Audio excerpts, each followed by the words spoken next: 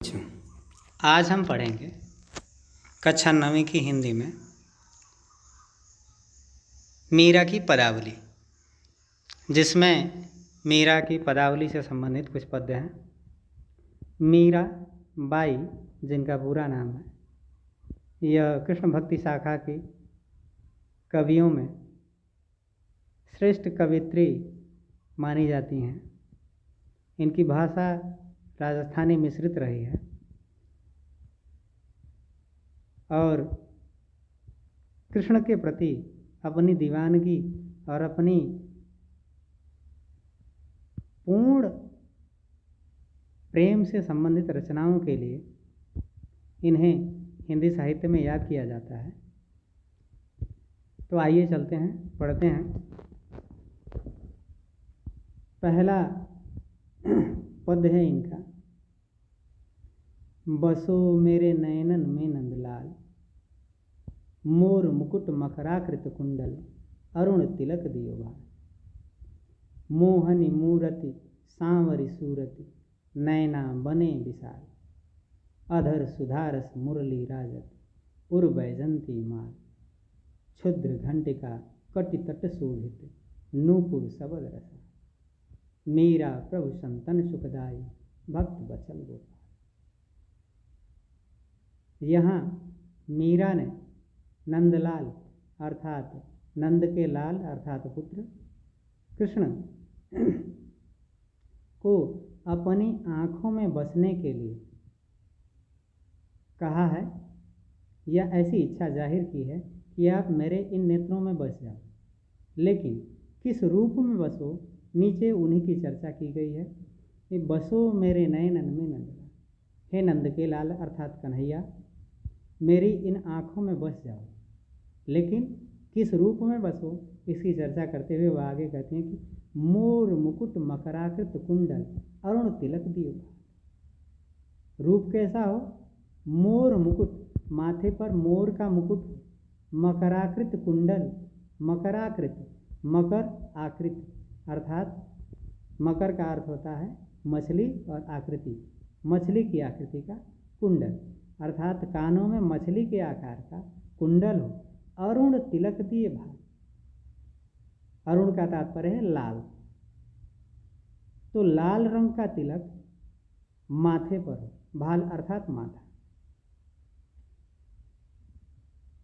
माथे पर मोर का मुकुट हो, मछली के आकार का कानों में कुंडल हो, लाल रंग का माथे पर तिलक हो, मोहन मूर्ति सांवरी सूरत, वही दूसरों को मोहित करने वाली मूर्ति हो, सांवरी सूरति, और वही श्याम रंग की तुम्हारी सूरत हो, और नैना बने विशाल, वही बड़ी बड़ी आँखें हों जो दूसरों को अपनी तरफ आकर्षित करने का काम करती। आगे कहती हैं कि अधर सुधारस मुरली राजत, अधर अर्थात होंठ, होंठों पर सुधारस अमृत रस की वर्षा करने वाली मुरली राजत अर्थात सुशोभित हो, उर वैजंती माल, उर अर्थात हृदय पर वैजंती माल, और हृदय पर वैजंती की माला, क्षुद्र घंटिका कटितट शोभित, क्षुद्र अर्थात वह छोटी घंटी, कटितट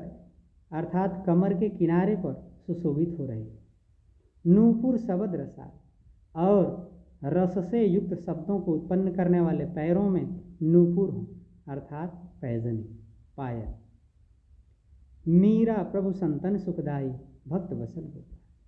मीरा कहती हैं कि हे संतों को सुख देने वाले प्रभु भक्त वत्सल गोपाल, आप इसी रूप में मेरी इन आँखों में बसे। अगला पद्य है, पायो जी मैं तो राम रतन धन पायो, वस्तु अमोलक दी मेरे सतगुरु, कृपा कर अपनायो, जन्म जन्म की पूंजी पाई, जग में सभी खुआयो, खर्चे नहीं कोई चोर न लेवे, दिन दिन बढ़त सवायो, सत की नाव खेवटिया सतगुरु, भव सागर तर आयो, मीरा के प्रभु गिरधर नागर, हरख हरख जस। यहाँ उस परमात्मा रूपी रत्न को प्राप्त करने के बाद अत्यंत आनंद में भाव विभोर हुई मीरा कहती हैं कि पायो जी मैं तो राम रतन पा लिया है, मैंने उस परमात्मा रूपी रत्न के धन को प्राप्त कर लिया।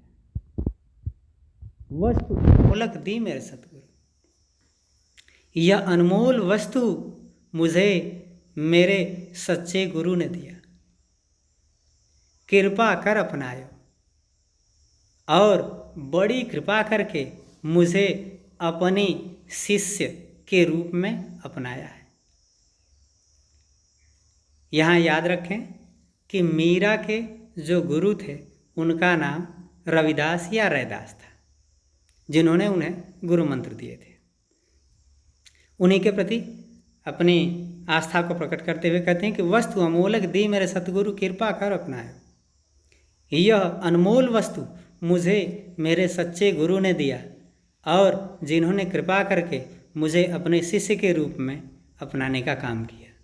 जन्म जन्म की पूंजी पाई, जग में सभी खुआयो। मैंने इस बार जन्मों की पूंजी को प्राप्त कर लिया, जिसे इस संसार में सभी ने क्या किया है, खो दिया है। खर्चे नहीं कोई चोर न लेवे, दिन दिन बढ़त सवायो। जिस पूंजी की विशेषता है या जिस धन की विशेषता यह है कि यह खर्च नहीं होती, जिसे कोई चोर नहीं ले सकता, और तीसरी विशेषता यह है कि दिन दिन बढ़त सवायो, यह घटती नहीं बल्कि हर दिन जो भी होता है उसका 1.25 गुना हो जाती है। अर्थात यह जो भक्ति है वह लगातार प्रतिदिन 1.25 गुना बढ़ती जाती है।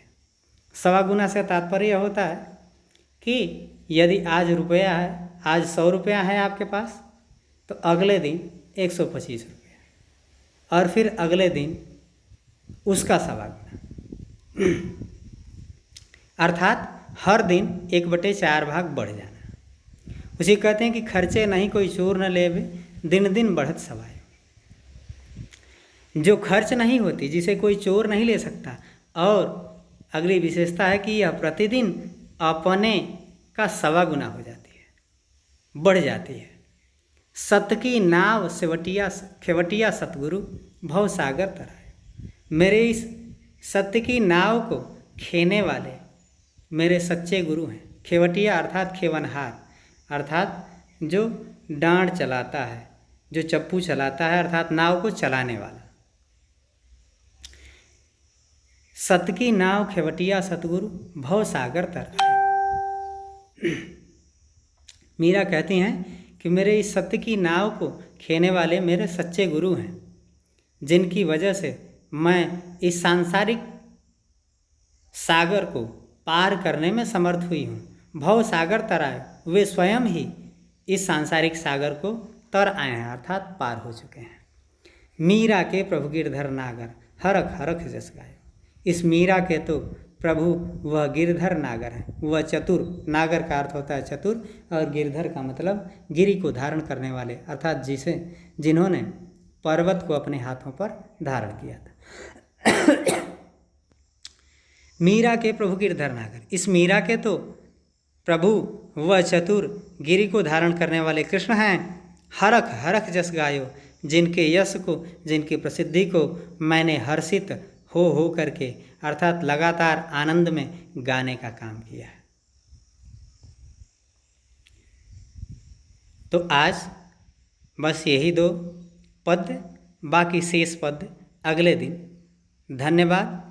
जो अगर यह वीडियो आपको अच्छी लगी हो तो लाइक और शेयर कर दें, और इसके साथ साथ बेल आइकन को दबा करके हमारे चैनल को सब्सक्राइब कर दें। धन्यवाद।